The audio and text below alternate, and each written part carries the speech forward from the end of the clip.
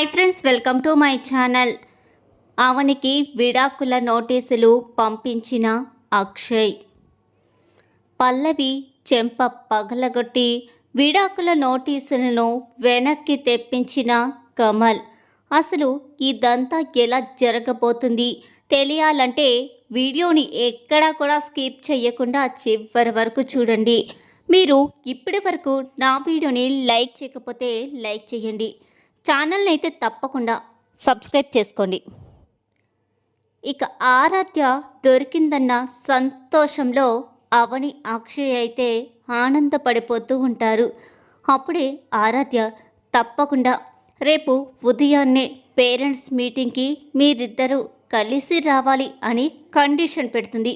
ఆ కండిషన్కైతే అక్షయ్ ఒప్పుకుని ఇంటికైతే వెళ్తాడు.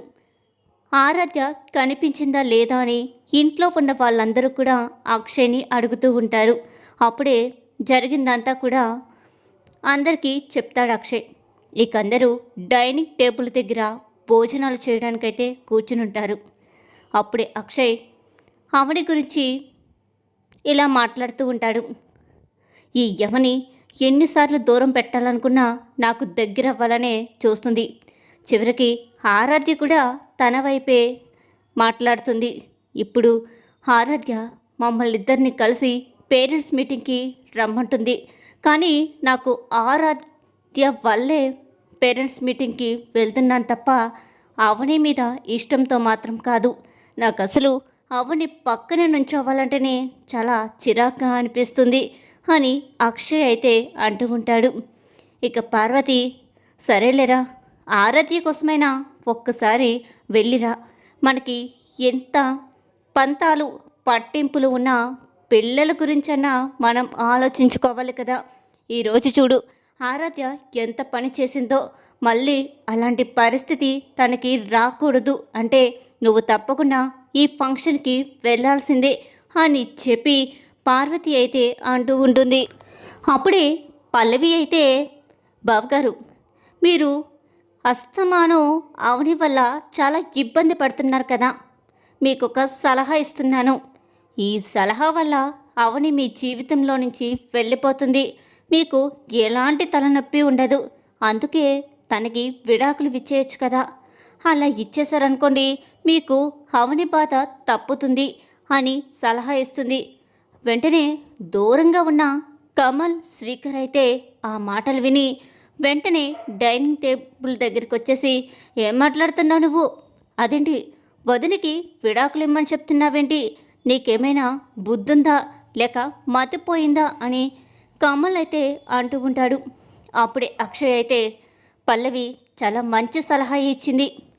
అసలు అవని పీడ ఎలా వదిలించుకోవాలా అని నేను అనుకుంటున్నాను. ఇలాంటి టైంలో నాకు చాలా మంచి సలహా ఇచ్చింది. ఖచ్చితంగా నేను అవనికి విడాకులు నోటీసులు పంపిస్తాను అని చెప్పి అక్షయ్ అయితే అనుకుంటూ ఉంటాడు.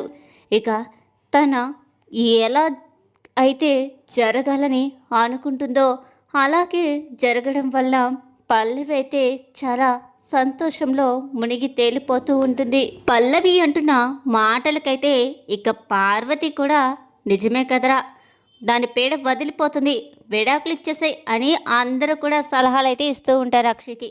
ఇక అక్షయ్ అయితే ఒక లాయర్తో మాట్లాడి విడాకుల నోటీసులు అయితే అవనికి పంపిస్తాడు.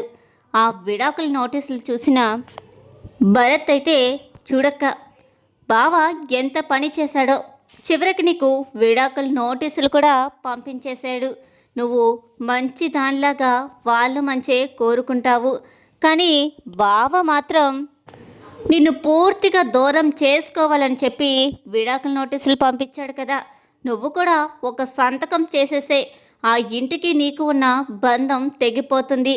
అస్తమాను నువ్వు బాధపడుతూ మమ్మల్ని బాధ పెడుతున్నావు కదా, ఈ రోజుతో అదంతా కూడా తీరిపోతుంది అని సలహా అయితే ఇస్తాడు. వెంటనే అవని కాస్త ముందుకు వచ్చి భరత్ చెంప పగలగొడుతుంది. వెంటనే, అక్క, ఎందుకక్క నన్ను కొడుతున్నావు అని అడుగుతూ ఉంటాడు. కొట్టాలరా నిన్ను? అక్క కాపురం బాగుండాలని కోరుకోవడం మానేసి విడిపోవాలని అనుకుంటున్నావా?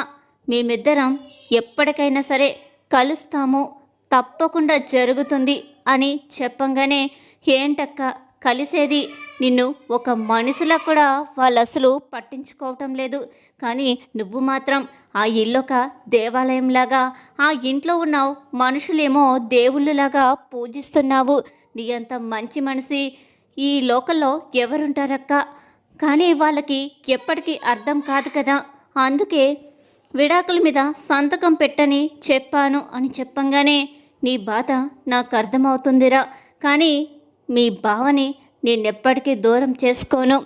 తనకి నా మీద ఇష్టం లేకపోవచ్చు, కానీ తను నా గుండెల్లో ఎప్పటికీ ఉంటాడు అని చెప్పి అవని అయితే ఆ నోటీసులు చూసుకుంటూ చాలా బాధపడిపోతూ ఉంటుంది. అప్పుడే రాజేంద్ర, అమ్మ అవని బాధపడకమ్మా, వాడికి వచ్చిన ఆలోచన అయితే ఇది కాదు, ఎవ్వరో వాడిని ఉసుగొలిపి ఇలా చేయించుంటారు. అయినా ఆ ఇంట్లో అందరూ మనుషులు ఎప్పుడో చచ్చిపోయారు, అక్కడున్న వాళ్ళందరూ కూడా రాక్షసుల్లా తయారవ్వారమ్మా అని చెప్తూ ఉంటాడు. అవని అయితే బయటికైతే వెళ్తుంది. అప్పుడే పల్లవి అవనికి ఎదురుపడి, అక్క ఏంటక్క బాగున్నావా అని అడుగుతూ ఉంటుంది. కానీ అవని పట్టించుకోకుండా వెళ్ళిపోతూ ఉంటుంది.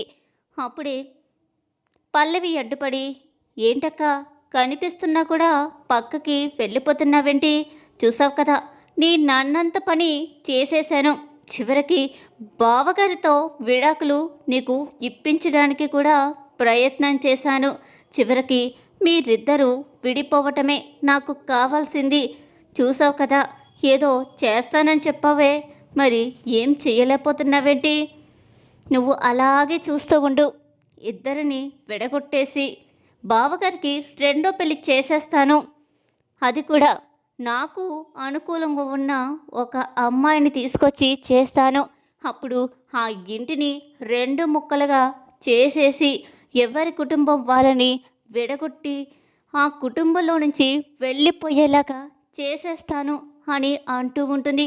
అప్పుడే అవని అయితే పల్లవి చెంప పగలగొట్టి, నువ్వు ఎన్ని దుర్మార్గాలు చేసినా నేను సైలెంట్గా ఎందుకు ఉన్నానో తెలుసా, నువ్వు ఆ ఇంటి కోడలివి మాత్రమే కాదు, మావయ్య గారికి మేన కోడలివి కూడా, అలాంటిది నిన్ను తక్కువ చెయ్యడం నాకు ఇష్టం లేదు, అంతేకాకుండా నా కన్నయ్య భార్యవి కూడా, ఒకవేళ అందరి ముందు నిన్ను కానీ నీ బండారం కానీ బయట పెట్టానంటే అసలు కమల్ పరిస్థితి ఏమవుతుంది, అందుకనే నువ్వు ఎన్ని తప్పులు చేస్తున్నా నేను అలా చూస్తూ ఉన్నాను, కానీ చివరికి నువ్వు నన్ను నా భర్తని విడదీయాలని చూస్తున్నావు కదా, నోటీసు పంపించినంత మాత్రాన్నే విడిపోయినట్టు కాదు, ఇంకా కోర్టుకు వెళ్ళాలి, అయినా ఒక్కరి ఇష్టం మీద ఎప్పుడు కూడా విడాకులు రావు, ఇద్దరి ఇష్టం ఉంటేనే విడాకులు అనేది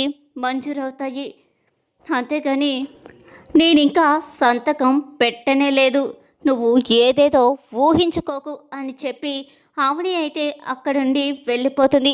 ఇదంతా కూడా చాటుగా కమల్ అయితే వింటాడు. ఏంటి ఇన్నాళ్ళు ఈ ఘోరాలన్నీ జరగడానికి కారణం పల్లవియేనా అని అనుకుంటూ పల్లవి ముందు నిలబడతాడు. అలా కమల్ని చూడగానే పల్లవి అయితే షాక్ అయిపోతుంది. ఏంటి కమల్ అని అంటూ ఉంటుంది. అప్పుడే కమల్ పల్లవి చెంప పగలగొట్టి, ఏంటి ఇన్నాళ్ళు ఈ దారుణాలన్నీ చేస్తున్నది నువ్వేనా, మా వదినమ్మ ఎంత మంచిదో, నీలాంటి నీచురాల్ని కూడా క్షమించి వదిలేసింది అని, ఇప్పుడే కానీ నువ్వు అన్నయ్య చేత ఆ విడాకులు వెనక్కి కానీ తెప్పించలేదంటే, క్యాన్సిల్ చేయించలేదంటే నేను ఎలా మారతానో అలా మారతాను, అప్పుడు నీ పరిస్థితి ఎలా మారడం కాదు, నీకు నేను విడాకులు ఇస్తాను, అర్థమవుతుందా అని చెప్పి ఒక్కసారిగా షాక్ ఇస్తాడు. ఇక ఆ దెబ్బతో వెంటనే పల్లవి వెళ్ళి అక్షయ్ కాళ్ళ మీద పడి, బావగారు అవని అక్క చాలా మంచిది, మీరు విడాకులు ఇవ్వద్దు, ఎందుకంటే మీరు కానీ విడాకులు ఇచ్చారంటే ఆరాధ్య చిన్నపిల్ల, తన మనసులో ఇదంతా నాటుకుని పోతుంది కదా, తన గురించైనా ఆలోచించండి బావగారు అని లేనిపోని కపట ప్రేమని చూపిస్తూ ఉంటుంది.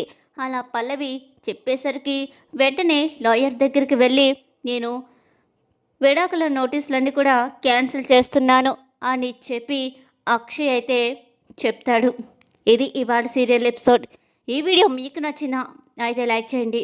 ఛానల్ అయితే తప్పకుండా సబ్స్క్రైబ్ చేసుకోండి.